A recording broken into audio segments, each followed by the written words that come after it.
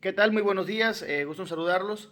Subo este nuevo video con una disculpa porque entiendo que no tiene nada que ver con el tema que normalmente están impuestos a que comparta con ustedes, ¿no? Que vienen siendo los temas hipotecarios y spam banjérito. Pero en esta ocasión, por si les sirve la información, bueno, actualmente estoy cursando la, la carrera de Derecho y pues para cumplir con los estándares de mis tareas estoy subiendo este tema, va a estar provisional. Si les sirve de algo la información, pues ahí quedará en mis redes provisionalmente.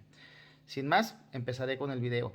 Soy alumno de la UNID, estoy cursando actualmente el octavo cuatrimestre de Derecho y la clase se llama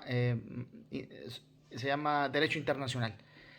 El tema será sujetos del derecho internacional público y bueno, empecemos. Sujetos del derecho internacional público. Nos referimos a todos aquellos entes que poseen capacidad jurídica para adquirir derechos internacionales o bien para contraer obligaciones internacionales, o aquellos entes que son centro de importación de normas internacionales. Entonces, la base para llegar a esta definición la podemos obtener del hecho de que todo sujeto de derecho internacional goza de personalidad jurídica internacional. Ahora bien, no todo sujeto de derecho internacional tiene capacidad para crear por sí mismo normas jurídicas internacionales, pero sí tienen la posibilidad los sujetos del derecho internacional de efectuar reclamos internacionales en caso de violación de sus derechos. Esto en cuanto a los sujetos, pero además de los sujetos vamos a encontrar a los actores del derecho internacional público. Y los actores son otros entes o entidades que no tienen subjetividad internacional, pero que sí cumplen un rol destacado en el ámbito internacional, como por ejemplo las organizaciones no gubernamentales. Y hay que destacar que cualquier actor podría convertirse en sujeto de derecho internacional en el momento en el que los estados adopten la norma internacional que regule específicamente su conducta, como una categoría diferenciada del resto de los sujetos ya reconocidos. Vamos a ver las categorías de los sujetos del derecho internacional público. Cuando hablamos de categorías, también nos referimos a clases o una forma de clasificarlos, porque en un sistema jurídico no todos los sujetos son necesariamente idénticos en cuanto a su naturaleza o en cuanto a la extensión de sus derechos. Y esto va a depender de las necesidades de la comunidad internacional. Pero básicamente podemos distinguirlos en sujetos originarios o derivados. Los originarios son los estados.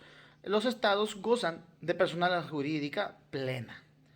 Los estados son aquellos sujetos que poseen mayores competencias, capacidades o poderes para actuar en el plano internacional.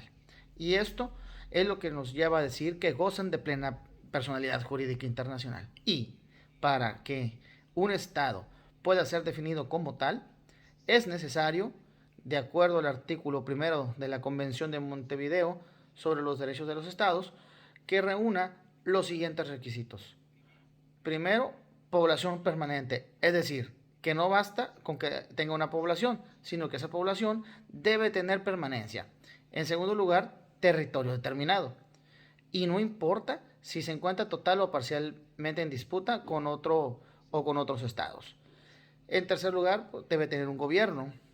Se requiere este gobierno sea efectivo, capaz de ejercer sus poderes jurisdiccionales y de control sobre la población y el territorio. Y finalmente, la capacidad de entrar en relaciones con los demás estados. Y referente a este punto, los estados, además de mantener relaciones diplomáticas, tienen derecho a ser tratados y en generar normas consuetudinarias.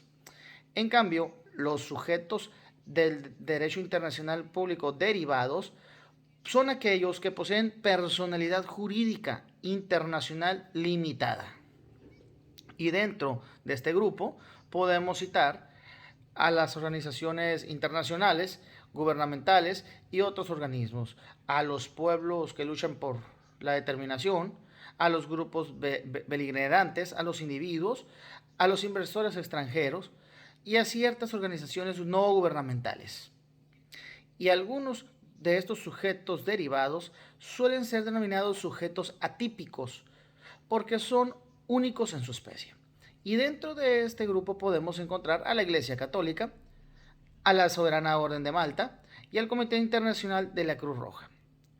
Y finalmente, es preciso destacar que hay otras categorías en discusión, como por ejemplo los pueblos indígenas o originarios.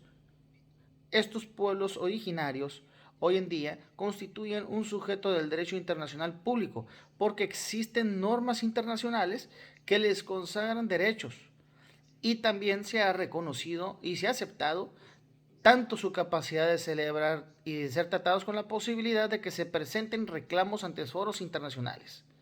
También la sociedad civil, que son actores no estatales que no cumplen funciones gubernamentales o lucrativas y que están involucrados activamente en asuntos internacionales de diversas índoles. Y hoy en día se habla también de la humanidad o de las generaciones futuras como sujetos de derecho internacional público.